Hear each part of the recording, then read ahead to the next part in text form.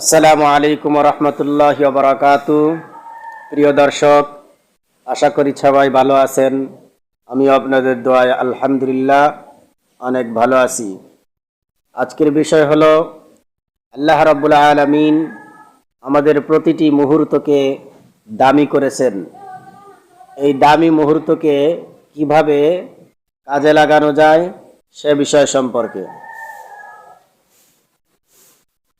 প্যারে হাবিব সাল্লাল্লাহু আলাইহি ওয়াসাল্লাম আমাদের জীবনকে কাজে লাগানোর জন্য, আমাদের জীবনকে আরো মূল্যবান বানানোর জন্য বিভিন্ন সময় বিভিন্ন হাদিসের মধ্যে আমাদেরকে উৎসাহিত প্রদান করেছেন।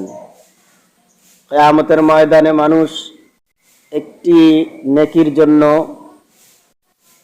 জান্নাতে যেতে পারবে না, একটি নেকির অভাবে জাহান্নামের মধ্যে চলে যাবে। আল্লাহর হাবিব সাল্লাল্লাহু আলাইহি ওয়াসাল্লাম কিছু কিছু আমলের কথা বলেছেন, যে আমলটি অতি সহজ, কিন্তু এটা অনেক ওজন, কিন্তু এর সওয়াব অনেক বেশি। বুখারী শরীফের মধ্যে হাদিস আসছে, আল্লাহর হাবিব সাল্লাল্লাহু আলাইহি ওয়াসাল্লাম বলেন, কালিমাতান হাবিবাতান ইলার রহমান খফিফাতান আলাল লিসান সাকিলাতান ফিল মিজান সুবহানাল্লাহি ওয়া বিহামদিহি সুবহানাল্লাহিল আযীম।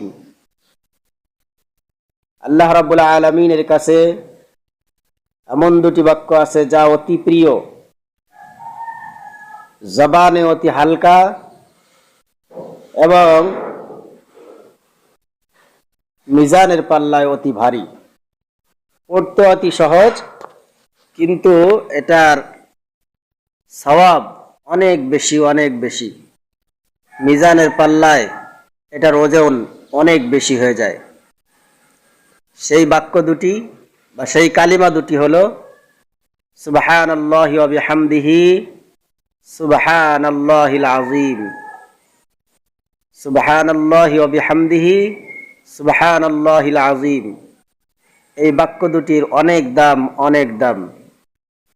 আল্লাহ রাব্বুল আলামিন কালিমাতানে হাবিবাতানে ইলার রহমান, দুইটি কালিমা রহমানের নিকট অতি প্রিয়, অতি মাহবুব। সেই দুটি কালিমা হলো সুবহানাল্লাহি ওয়া বিহামদিহি সুবহানাল্লাহিল আযীম। আল্লাহর কাছে প্রিয় থাকার সাথে সাথে এটির পড়তে অতি সহজ, কিন্তু মিজানের পাল্লায় অনেক ভারী, অনেক ভারী। আল্লাহ রাব্বুল আলামিন আমাদের হায়াতকে স্বল্প করে দিয়েছেন, কিন্তু এই স্বল্প হায়াতের মধ্যে অল্প আমলে নাজাতের জন্য যথেষ্ট হয়ে যাবে। এই জন্য এই অল্প আমল হলেও এটাকে ইস্তেকামতের সাথে আমাদের আদায় করতে হবে, দৈনন্দিন বা নিয়মিত আদায় করতে হবে। আল্লাহ রাব্বুল আলামিন আমাদের সবাইকে উক্ত হাদিসের উপর আমল করার তৌফিক দান করেন।